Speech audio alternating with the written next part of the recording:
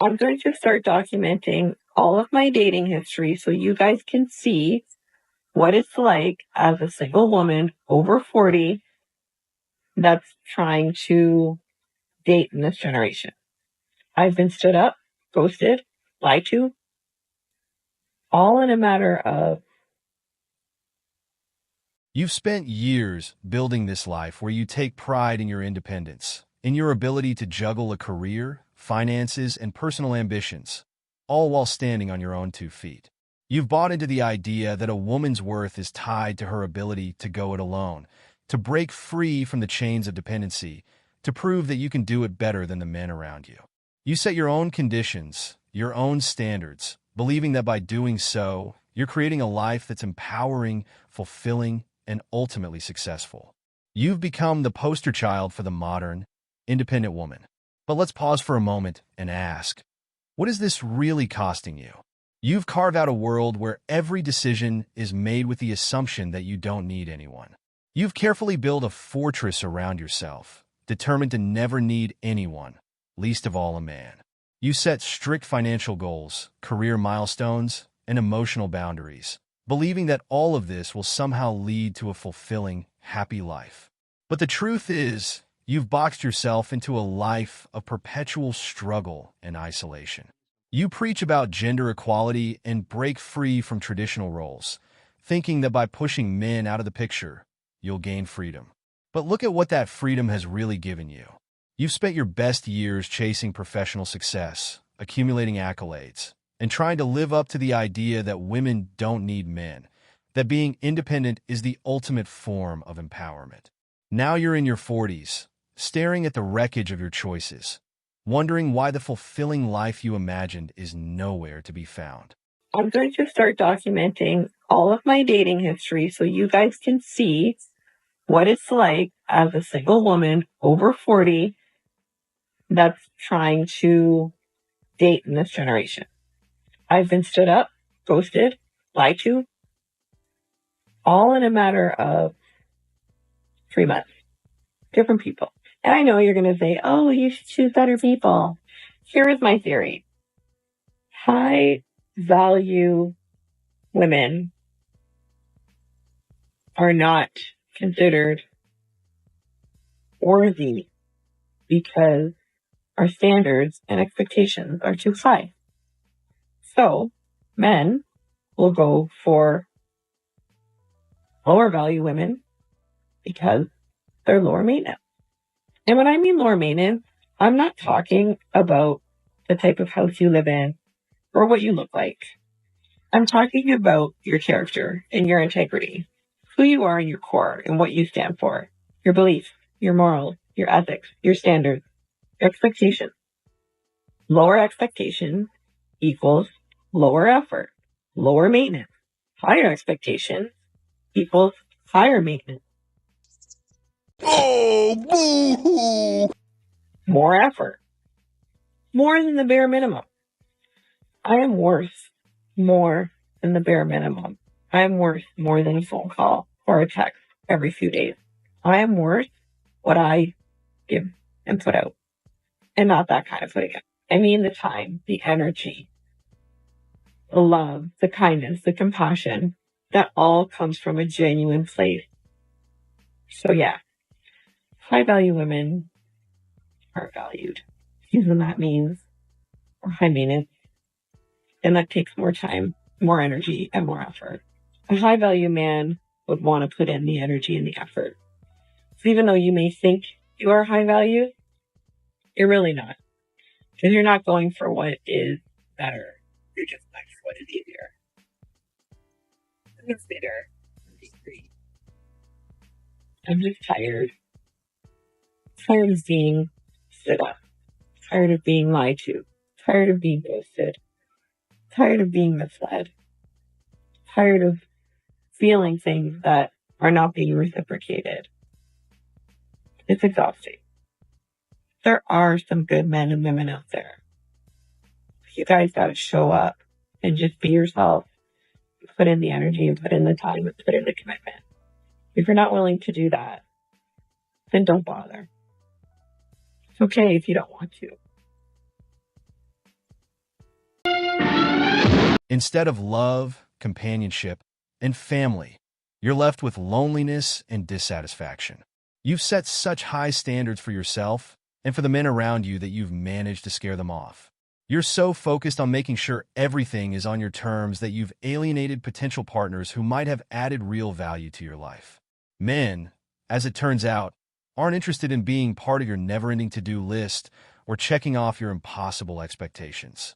They're pursuing their own ambitions, building their own lives, and they're not interested in being a prop for your ego or your high standards. The irony here is that while you've been busy building your empire, you've ignored the one thing that could have truly made you happy: connection. Real, meaningful relationships require compromise, understanding, and a willingness to let go of control. You've been so busy focusing on your own success that you've forgotten that love and partnership are built on shared goals, mutual respect, and the ability to lift each other up.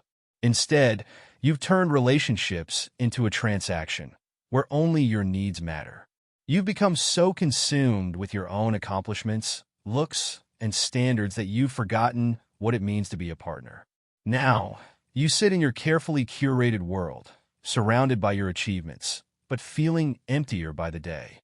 Your career is great, your financial independence is solid, but what about the rest of your life?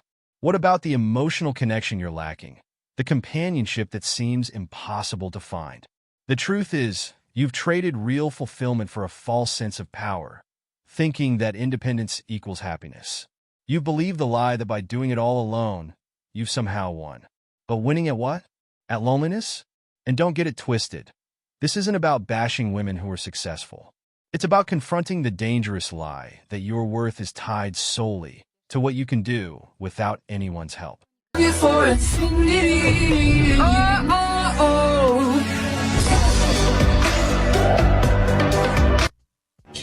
People say that they call bullshit when I tell them that I'm single and that I can't find anybody, and I'm here to tell you why it's not. It's not for a lack of trying or giving people a chance. And you're going to say, well, you don't give the right people a chance.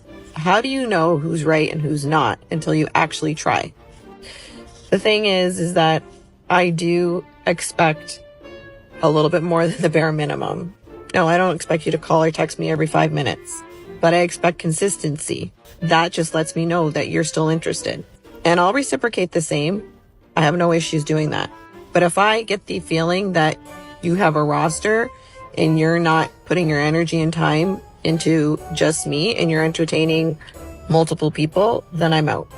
I don't want to be an option because I know what I want and I'm either in or I'm out. There's no gray area. Unlike most people, I give people the benefit of the doubt. And that's probably why I'm still single. I got 7 kids. I'm their daddy now. I don't like to clean. I love dirty bitches. I smack the shit out you. We gon' fight. I'm a hoe. I'm a pimp. I'm broke. I got bread. I'm homeless. You can live with me. If you show a girl you don't care, she'll chase you. If you show a woman you don't care, she'll fucking replace you.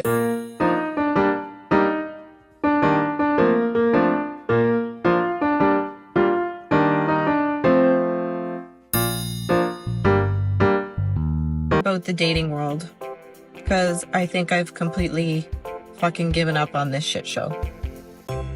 I am on my last fucking leg with the dating scene. Like, this is just stupid. It's just dumb. I can't even anymore. This is actually for guys and girls. If you don't know what you want and you can't figure out your shit, then I suggest you get to the back of the fucking line. Actually, don't even go in the line. Don't. I don't mean to sound like a Karen or a broken record, but the idea of meeting somebody and dating is because that's what you want. You want to meet somebody that you want to share your life with, that you want to share experiences with, that you want to share something that's meaningful with. If you don't fucking know that's what you want, then don't fucking date. It's simple. And if you're also just looking for the next best thing because you think there's going to be something better out there for you, that's not dating. This isn't fucking Tinder, people. Okay? Love yourself. Stop it. Get some help. The wall doesn't forgive. She's already 48, and as you can see, she never changed her convictions. You might wonder, as a man commented, how a woman who looks good can still be single. Does she have something wrong in her head? No. It's because she buys into the feminist narrative of, I shouldn't settle for less than I deserve. Nowadays, we're living in a time where a woman can easily be in a better position than many men. If she's only looking for men at her economic level, her options will be limited. Many women don't want to be a man's support, and they end up alone as they climb the corporate ladder. I'm saying this because she's a CEO. Now, who do you think is happier? The low-value woman who married a good man, supported him, and now enjoys a good life with him?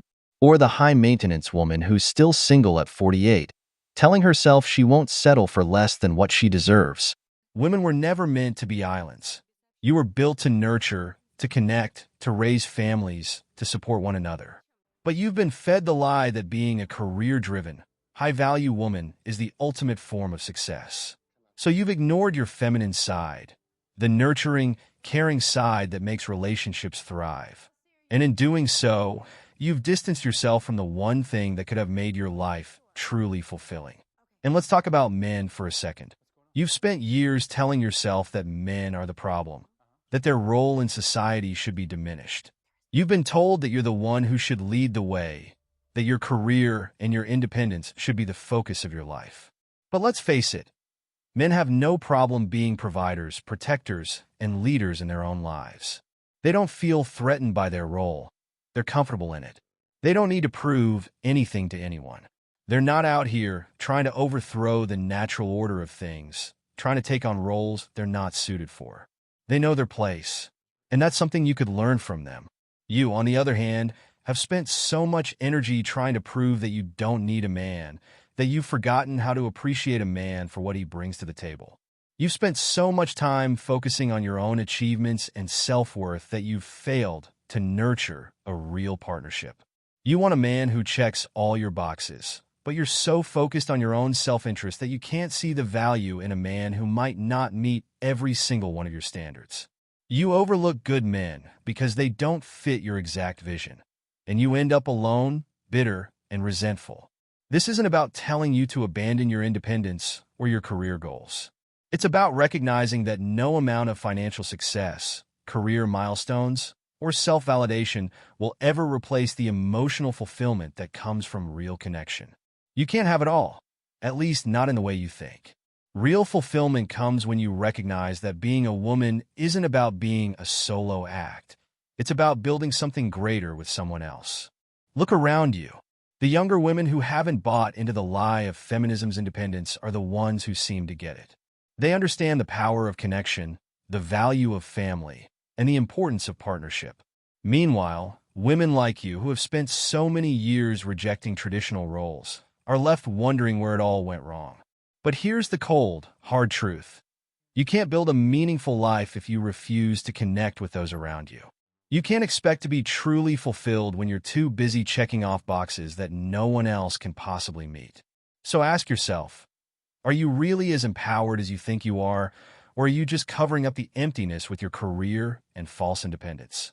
Will you still be proud of your life when you're 50, looking back at your years spent chasing success while your relationships crumbled and your true desires remained unmet? It's time to wake up before it's too late. And that concludes today's discussion on MGTOW Voice. Don't forget to like, subscribe, and hit that notification bell to stay updated on future videos.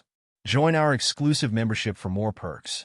Share your thoughts in the comments below, and I'll see you all in the next video.